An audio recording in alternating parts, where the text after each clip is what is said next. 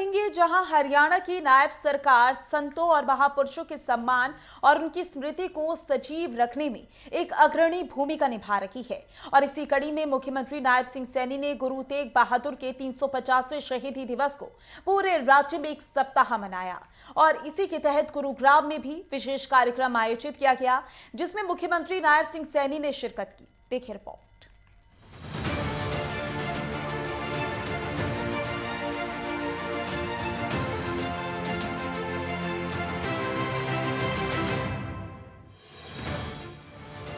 गुरु तेग बहादुर को समर्पित विशेष कार्यक्रम। मुख्यमंत्री नायब सिंह सैनी ने की शिरकत। नायब सरकार ने गुरु के अदम्य योगदान को जन जन तक पहुंचाया। संतों और महापुरुषों की जयंती और उनके अदम्य योगदान को मनाने के लिए हरियाणा की नायब सरकार हमेशा तत्पर रहती है। इसी प्रतिबद्धता के तहत मुख्यमंत्री नायब सिंह सैनी ने गुरु तेग बहादुर के 350वें शहीदी दिवस को विशेष रूप से समर्पित करने का ऐतिहासिक निर्णय लिया। और वो ऐतिहासिक निर्णय था शहीदी दिवस को एक सप्ताह मनाना। इस एक सप्ताह में अलग अलग जिलों में सैंड आर्ट म्यूजिक शो की एक भव्य श्रृंखला प्रस्तुत की गई और हर कार्यक्रम में मुख्यमंत्री नायब सिंह सैनी ने शिरकत की। साथ ही राज्य में गुरु तेग बहादुर की शिक्षाओं को जन जन तक पहुंचाने के लिए 4 यात्राएं भी निकाली गई और चौधरी देवीलाल विश्वविद्यालय में गुरु तेग बहादुर जी अनुसंधान पीठ की स्थापना की गई। इसी कड़ी में गुरुग्राम में विशेष कार्यक्रम आयोजित किया गया, जिसमें मुख्यमंत्री नायब सिंह सैनी ने शिरकत की और गुरु तेग बहादुर को श्रद्धांजलि अर्पित की।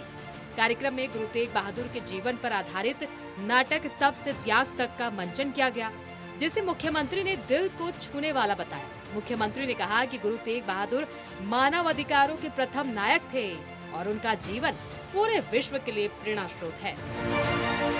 नवम पातशाह श्री गुरु तेग बहादुर जी के उस पवित्र बलिदान, जिन्होंने मानवता की रक्षा, धर्म की रक्षा, देश की रक्षा के लिए महान बलिदान दिया है।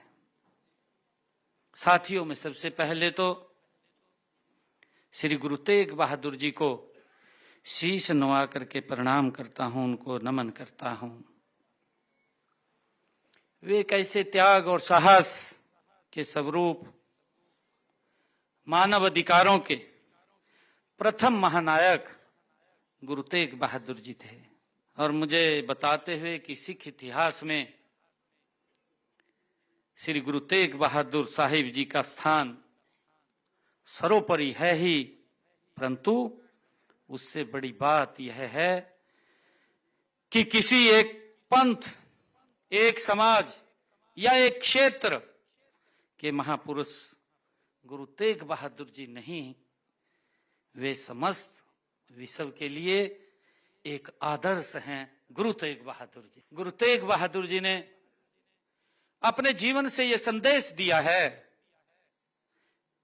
कि वे धर्म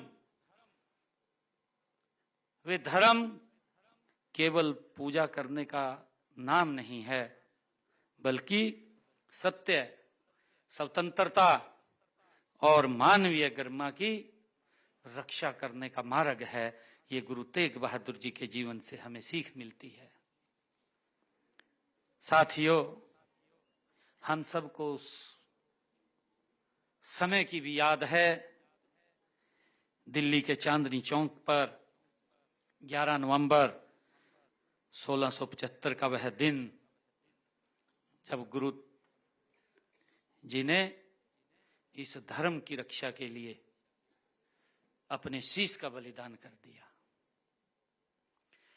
साथियों, उसको गिरफ्तार कर लिया गया, उसको बंदी बना लिया गया,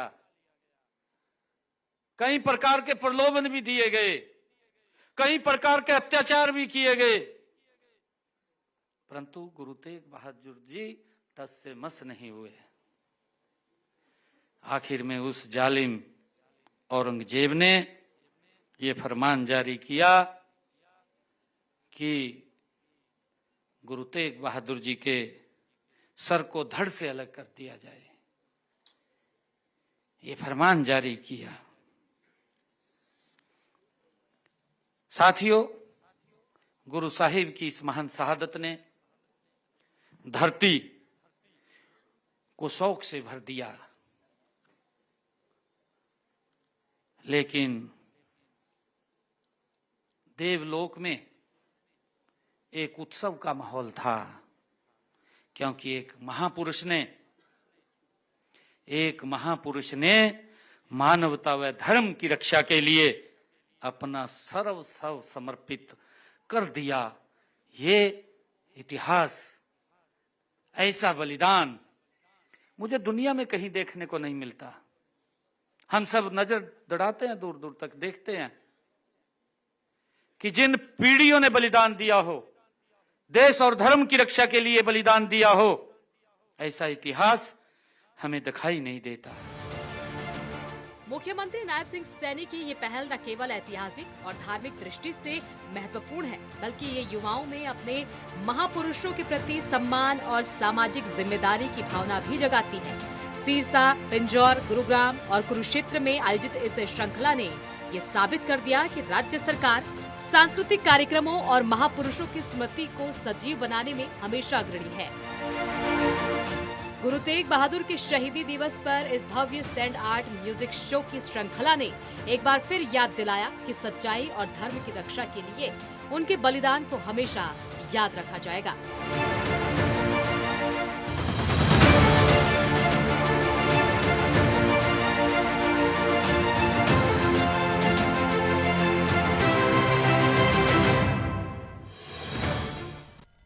तो वहीं पंचकुला में 24 दिसंबर को केंद्रीय गृह मंत्री अमित शाह का दौरा प्रस्तावित है। अपने दौरे के दौरान गृह मंत्री बीजेपी कार्यालय के नजदीक बनाए गए अटल पार्क का निरीक्षण करेंगे और इसी सिलसिले में मुख्यमंत्री नायब सैनी ने बीजेपी अध्यक्ष मोहन लाल बड़ौली और अन्य पार्टी पदाधिकारियों के साथ अटल पार्क का निरीक्षण किया।